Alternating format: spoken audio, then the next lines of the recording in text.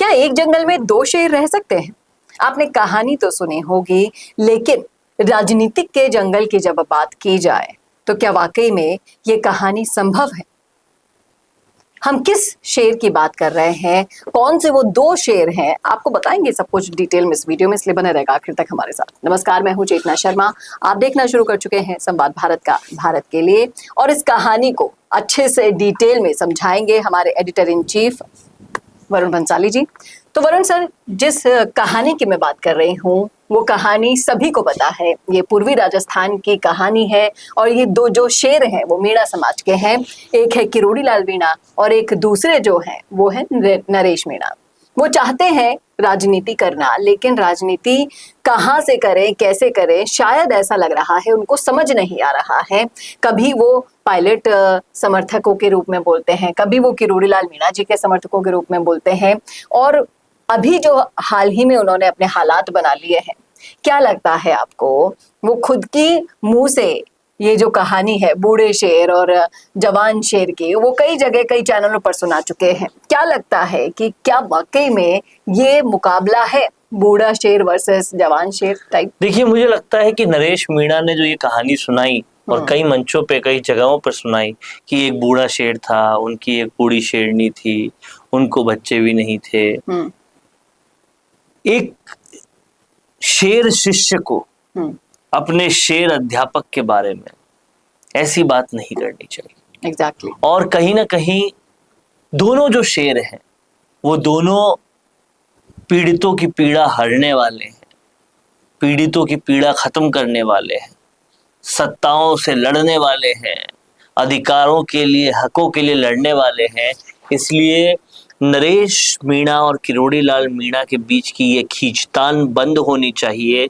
नहीं तो जिस जनता को आज लाभ मिल रहा था दोनों ही ऐसे नेताओं का काम करने का, उन्हें नुकसान हो जाएगा। और इसलिए किरोड़ी लाल मीणा और नरेश मीणा के बीच में फिर से दोस्ती होनी चाहिए। किरोड़ी लाल मीणा को भी बड़प्पन दिखा के नरेश मीणा से मिलना चाहिए, नरेश मीणा को भी छोटों के लिहाज से जो प्यार देना चाहिए उनको वो देना चाहिए। हालांकि कई मंचों पर किरोड़ी नरेश मीणा ये भी बोलते रहे हैं कि गोलमा देवी मेरी माँ के जैसी है, उन्हें देवी के जैसी है, मैं उनको हमेशा प्रणाम करता हूँ। और डॉक्टर साहब के बारे में भी ये कहते हैं कि वही मुझे यहाँ तक लेके आए, वो मानते हैं। लेकिन उसके बाद जब ऐसी कहानियां सुनाते हैं तो कहीं ना कहीं दुख होता है। दुख इसलिए होता है क्योंकि नुकसान में सबसे ज्यादा वो जनता है। जिस जनता के लिए लड़ने वाले दो लोग आपस में अगर लड़े तो फिर उस जनता का क्या होगा। तो मुझे लगता है कि किरोड़ी लाल मीणा और नरेश मीणा को एक जाजम पे कैसे लाया जाए, इस बारे में बात। लेकिन अभी उनके बगावती तेवर जो दिख रहे हैं वो स्पष्ट रूप से दिख रहे हैं। कभी वो हरीश मीणा और मुरारी लाल मीणा के लिए बोले हुए अपने शब्दों के लिए माफी मांगते हुए दिखाई देते हैं पूरे समाज के सामने, तो कहीं पायलट की बड़ाई और तारीफ करते हुए दिखाई देते हैं। और कहीं ये भी कहते हैं, मीणा लड़ाई हुई थी अजय राज की वजह से, अजय राज पिलोदा उस सरपंच की सरेआम बेइज्जती करते हुए दिखाई देते हैं। तो कहीं ना कहीं और साथ में ये भी कहते हैं कि मैं कभी भी बीजेपी में नहीं जाऊंगा, ये भी कांग्रेस की तरफ उनका रुझान बढ़ रहा है। क्या कहेंगे आप कि ये सब इसीलिए कर रहे हैं?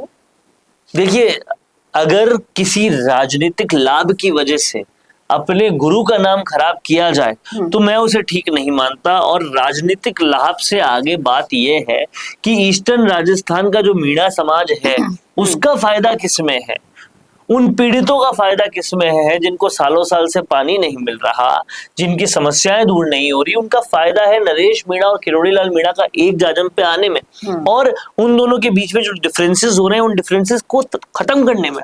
ऐसे में कहां तक ये डिफरेंसेस जाएंगे, क्योंकि नरेश मीणा और किरोड़ी लाल मीणा में पायलट और अशोक गहलोत जैसा रिश्ता नहीं है जी। वो पहले घनिष्ठतम थे, फिर बीच में थोड़ी सी डोर टूटी, थोड़ी सी दूरियां बढ़ी और अब कहीं ना कहीं खाई बनना शुरू हुई है। लेकिन उसकी शुरुआत में ही अगर उसे रोक दिया जाए, दोनों के बीच में दोस्ती हो जाए, तो मीणा समाज जो है वो फायदे में रहेगा, ईस्टर्न राजस्थान फायदे में रहेगा, पिछड़ी जातियां तमाम फायदे में रहेगी। लेकिन कहीं ना कहीं नरेश मीणा का यह मानना है कि जिस तरीके से अंता उपचुनाव अब नहीं हो रहे हैं, अगर वो चुनाव लड़ते तो बीजेपी जरूर से अंता चुनाव कराती, लेकिन नरेश मीणा से डरकर आप ये समझ सकते हैं कि वो अपना खौफ इसे करार दे रहे हैं कि नरेश मीणा अगर चुनाव लड़ता तो बीजेपी अंता उपचुनाव करा। देखिए, असलियत ये है राजनीति की, नरेश मीणा के लड़ने या नहीं लड़ने से अंता उपचुनाव को नहीं कराना नहीं तय हो रहा। अंता उपचुनाव होता तो बीजेपी की वैसे ही बहुत थू-थू हो जाती, क्योंकि वो बीजेपी विधायक कंवरलाल मीणा पे बड़े आरोपों के चलते वापस उपचुनाव हो रहा है। अमूमन उपचुनाव तब होता है जब किसी विधायक की या किसी सांसद की वहां डेथ हो गई हो या फिर कोई और ही तरह का कारण हो, लेकिन इस तरह के कारण बहुत कम होते हैं कि अपराध में पकड़े गए और जेल जा रहे हैं इसलिए उपचुनाव हो रहा है। तो ये भाजपा की छवि खराब करने वाला है, इसलिए भाजपा नहीं चाहती कि यहाँ चुनाव हो, और यही मुख्य कारण है। हालांकि ये बात सच है कि वहां जितने भी सर्वे कराए गए थे वो सब नरेश मीणा के पक्ष में जा रहे थे, लेकिन उतनी ही ये बात भी सच है कि बीजेपी जो वहां चुनाव नहीं करा रही वो अपनी छवि सुधारने के लिए नहीं करा रही। बाकी नरेश मीणा लड़ रहे हैं नहीं लड़ रहे हैं उसकी वजह से उनका चुनाव नहीं कराना नहीं है, क्योंकि वहां कांग्रेस के प्रमोद जैन भाया भी काफी मजबूत है। लेकिन जितने दिमाग उतनी बातें होती हैं सोशल मीडिया पर, जब ये थॉट में देख रही थी, जब उसमें कमेंट्स में मैं गई, तो लोगों का यही कहना है कि नरेश मीणा पलटी मार सकते हैं कभी भी अपनी बोली हुई जबान से। किरोड़ी लाल मीणा का इस तरीके से अपमान मीणा समाज नहीं सहेगा। क्या देखिए, मैं आपको बताता हूँ, नरेश मीणा सबसे पहले कहाँ थे। वो वसुंधरा के पास भी गए थे, वो किरोड़ी के पास भी गए थे, वो कांग्रेस के पास भी आए थे, निर्दलीय भी उन्होंने टाल ठोकी थी। तो ये तो साफ है कि वो किसी भी तरफ जा सकते हैं। ये तो आज तक का इतिहास कह रहा है इस बात को। लेकिन उतना ही साफ ये भी है कि नरेश मीणा को बनाने में किरोड़ी लाल मीणा का बहुत बड़ा हाथ है। ऐसे ही नहीं जनता उनको छोटा किरोड़ी कहती थी। अब कहीं ना कहीं नरेश मीणा जिस तरह के इल्जाम किरोड़ी लाल मीणा पे लगा रहे हैं, उससे किरोड़ी लाल मीणा के चाहने वाले उनसे दूर हो सकते हैं, ये उन्हें सोचना पड़ेगा।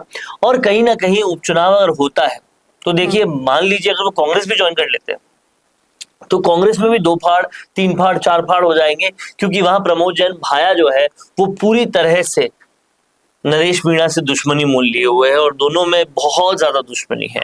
दोनों ही कांग्रेस में है। अब कहीं ना कहीं अगर वहां पर कॉम्प्रोमाइज करना पड़ता है कांग्रेस के पूर्व विधायक को, तो वहां वो उसको सहन नहीं करेंगे और बगावत करने की पूरी उम्मीद है। कांग्रेस में वैसे भी इन दिनों बगावतों का दौर चल रहा है, और ऐसे में एक और बगावत कांग्रेस को सहन करनी पड़ी तो जीतना तो बहुत दूर की बात है, आसपास के इलाकों में भी उनकी पूरी की पूरी जमानत जब्त हो सकती है।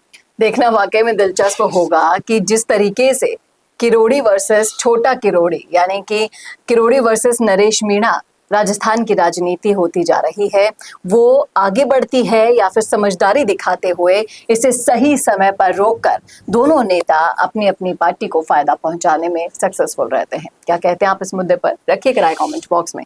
कैसा लगा वीडियो बताना ना भूलेगा, और ऐसे वीडियोस के लिए देखते रहिए संवाद भारत का, भारत के लिए। नमस्कार। क्या आप भी बनना चाहते हैं अपने जिले की आवाज? क्या आपके अंदर है सच दिखाने का जुनून? क्या आप भी रखते हैं समाज को आईना दिखाने का हौसला? तो संवाद न्यूज आपके लिए लाया है एक बहुत बड़ा मौका।